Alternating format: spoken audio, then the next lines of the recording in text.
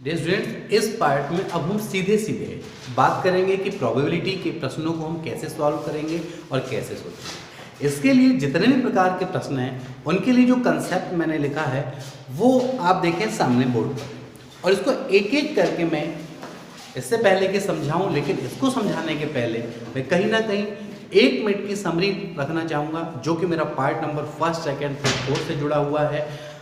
आपने इसमें देखा था रैंडम एक्सपेरिमेंट।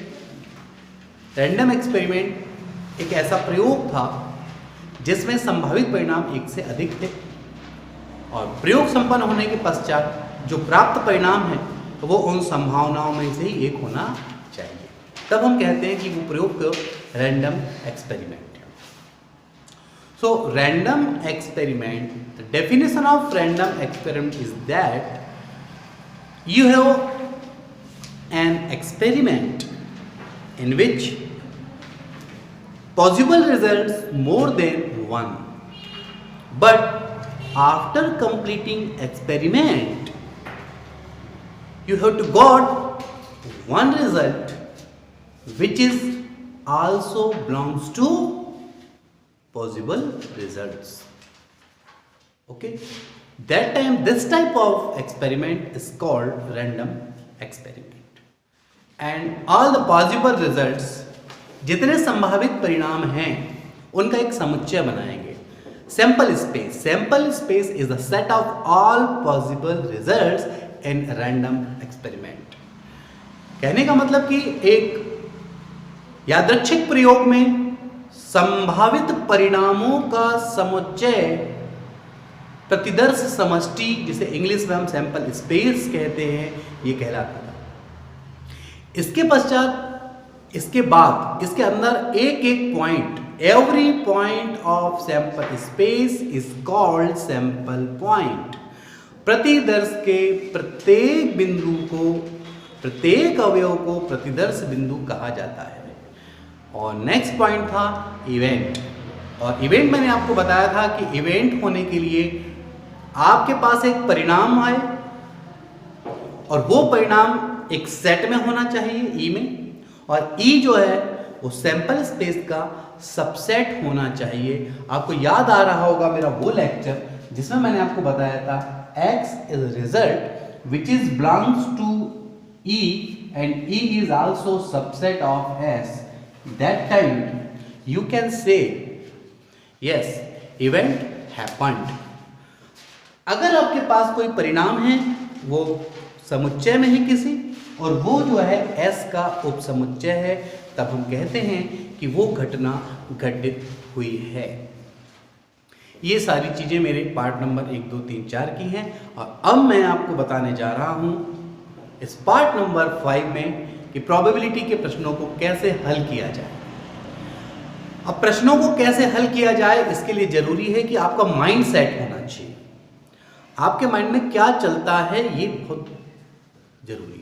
इसके लिए ध्यान रखना, मैंने जो कल आपको 5 पॉइंट दिए थे, I have given 5 point how to solve the question of probability. तो first point is that at first you have to make S. आपको सबसे पहले एक प्रतिदर्श समष्टि बनानी होगी।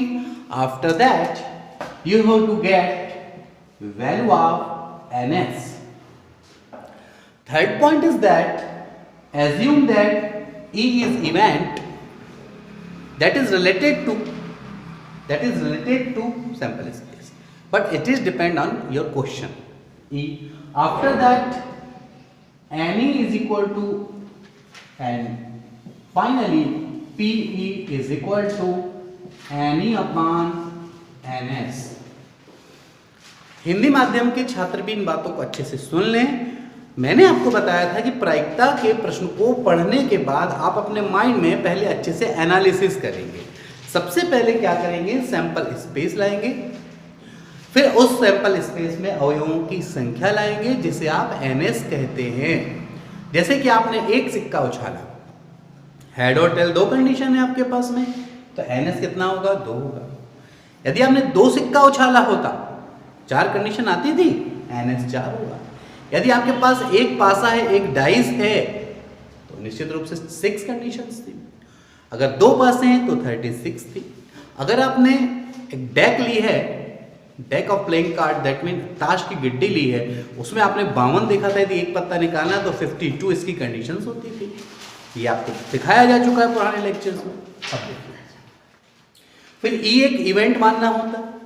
ये इवेंट कैसे मानते हैं, ये पार्ट नंबर 3 में आपको मैंने बताया है। इस इवेंट को क्वेश्चन के अनुसार you have to assume that capital E according to your question. ठीक है, एज्यूम दैट यानी आपको मानना है, अकॉर्डिंग टू योर क्वेश्चन यानी आपके प्रश्न के अनुसार मानना पड़ेगा। N E that mean the number of element in event and also you can tell the favourable condition of experiment, not only event. N E is equal यानी आपको घटना में कितने संख्या हो सकती है, अनुकूल स्थिति, उसका फेवर करने वाली उसके अनुकूल स्थितियां जो होंगी आप वो निकालेंगे। और वो निकालने के बाद आप ये बहुत अच्छे से जानते हैं कि फिर आपके पास एक formula P is equal to NE/NS, ये फाइनल फार्मूला होगा, ये लिखा हुआ है NE/NS। NE और NS की वैल्यू पुटअप करेंगे। ये तो हुआ टेक्निकल रूप से मजबूत तरीके से जो CBSE बोर्ड के स्टूडेंट्स पढ़ते हैं उस टेक्निक से कंप्लीटली रूप से सॉल्व करना। मैं कुछ ऐसी टेक्निक्स भी आपको दूंगा जो कि आप इतने लंबे पे नहीं जाएंगे, बहुत शॉर्ट तरीके से आप कर सकते हैं। बात वही रहेगी, केवल डिफरेंस इतना होगा कि करने का तरीका अलग होगा। मैं आपको दोनों तरीके से सॉल्व बताऊंगा, जिसको जो तरीका बेहतर लगता है वो तरीका अपनाना। लेकिन गणित के क्षेत्र में यदि आपको बहुत आगे जाना है तो आप नॉर्मल जो तरीके होते हैं आप उन पे फोकस नहीं करेंगे। यदि आपको 10th के बाद मैथमेटिक्स में नहीं जाना है, नॉर्मली आपको एक अदर सब्जेक्ट में जाना। इस थ्योरी के बाद अब हम ये देखते हैं कि कैसे प्रश्नों को सॉल्व करना है। ठीक है, प्रश्नों को सॉल्व करने के लिए मैंने जो आपको टेक्निक्स बताई है 5 पॉइंट्स, इस 5 पॉइंट्स पे चलना है। लेकिन उसके अलावा भी कुछ फार्मूले हैं, इनको थोड़ा एक्सप्लेन कर लेते हैं हिंदी एंड इंग्लिश दोनों में। देखो PE, आपको एक बात और ध्यान रखना, चाहे फार्मूले कितने भी हो यहाँ, लेकिन सबका जो समरी है वो एक जैसा है। Number of favourable condition to event, यानी उस इवेंट के फेवर की जो कंडीशन है वो ऊपर लिखनी है आपको। And number of total possible condition in experiment, यानी नीचे आपको कुल कंडीशन है और ऊपर आपके क्या है, फेवरेबल कंडीशन है। यहां लिखने का तरीका भले यहां अलग अलग हो, लेकिन सबका जो सारांश है वो एक ही होगा। ठीक है, so what is the formula of probability let E is event, ये एक इवेंट है, PE जो है वो उसके लिए प्रोबेबिलिटी को बता रहा है। So PE is equal to what, number of trials which the event happen, यानी उन स्थितियों की संख्या जिसमें वो घटना घटित होती है। ठीक है, तो यहां पर मैं हिंदी में भी इसे लिख देता हूं।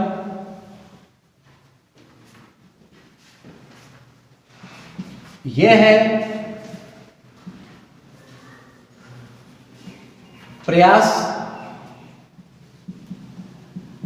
प्रयासों की संख्या जबकि घटना घटित होती है। तो आप देख रहे हैं यहां बात तो वही हुई, फेवरेबल कंडीशन ऊपर है और टोटल कंडीशन नीचे है। नंबर ऑफ ट्रायल्स, यानी हम किसी चीज को अगर 10 बार कर रहे हैं, अगर मान लो हम 10 बार कोई काम कर रहे हैं और 10 बार में यदि आप 4 बार सक्सेस हो जाते हैं तो आप कितनी बार सक्सेस हुए, 4 बार ना। तो number of trials which the event happened, pass होना घटना है।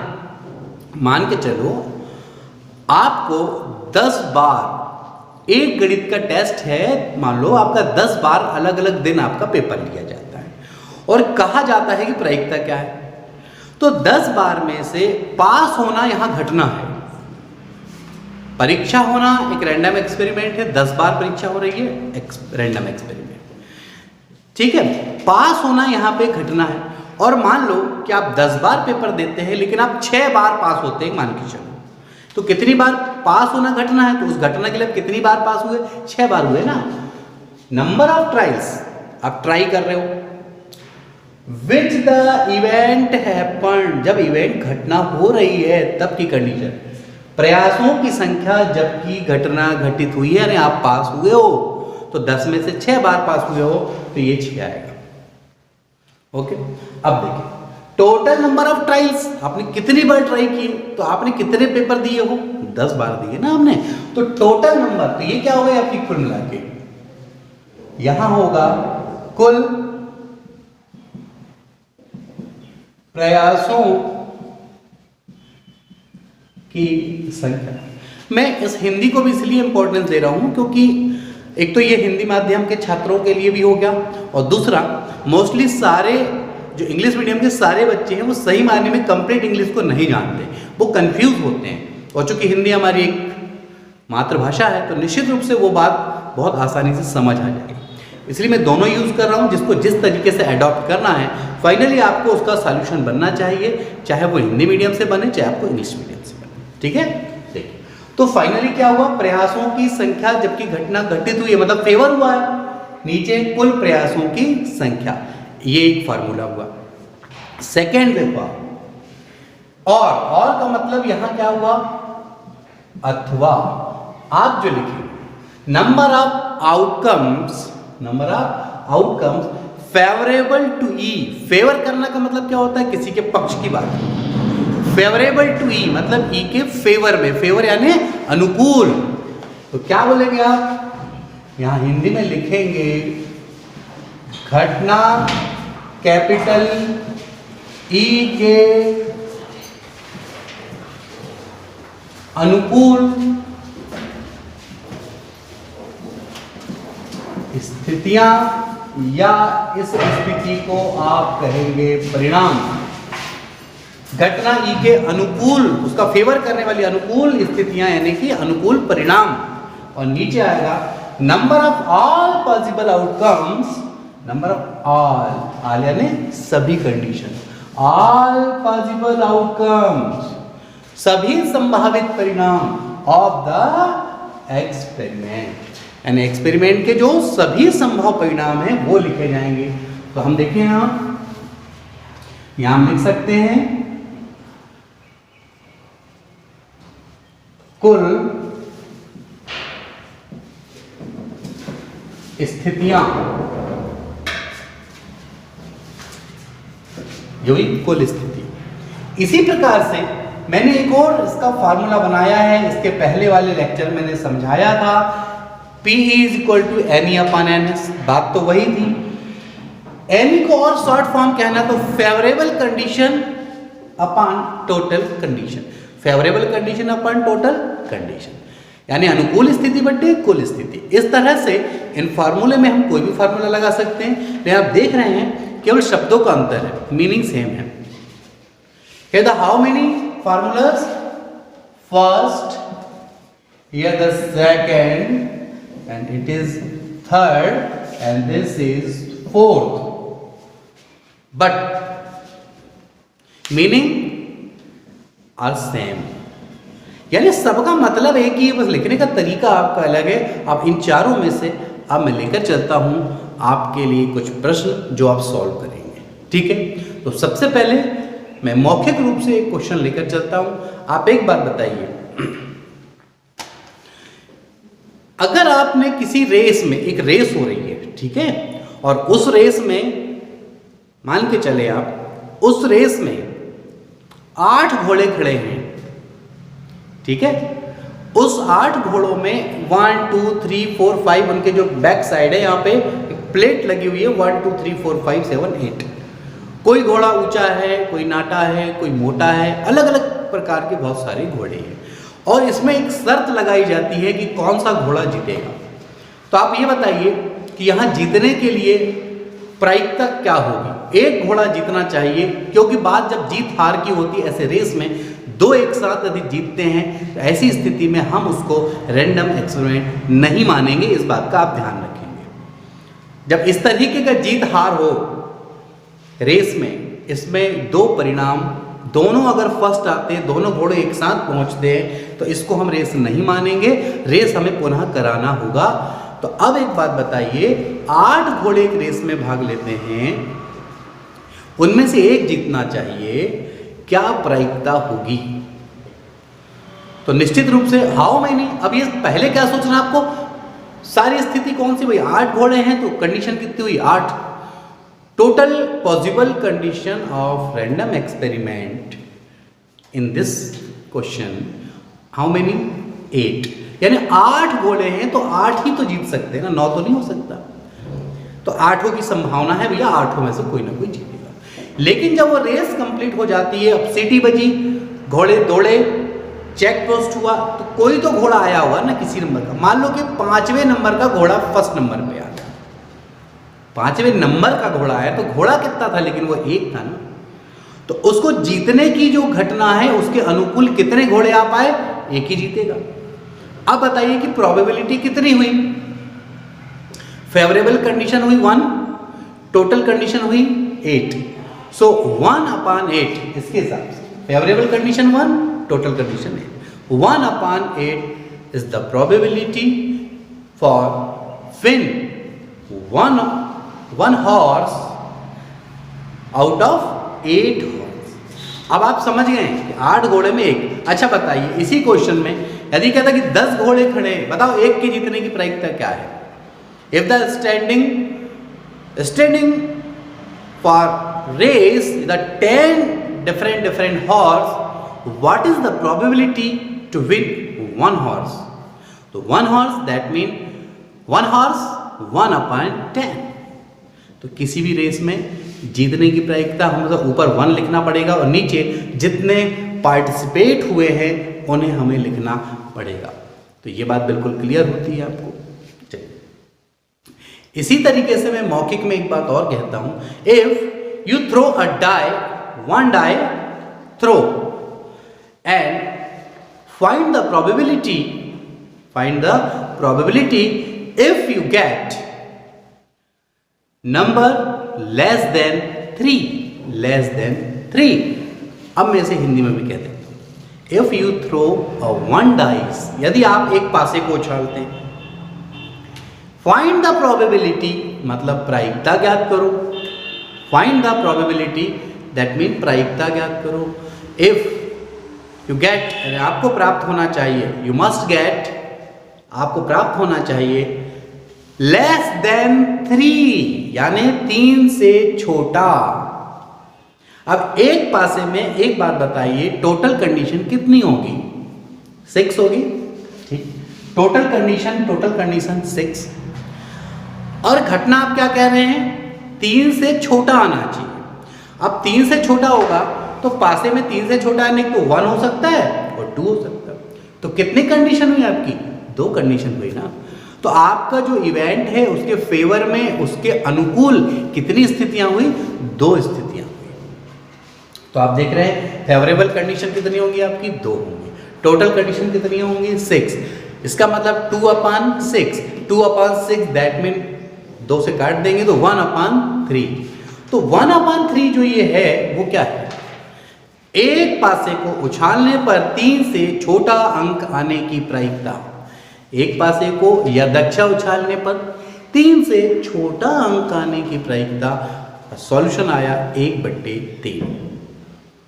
इन English, if throw a 1 die and probability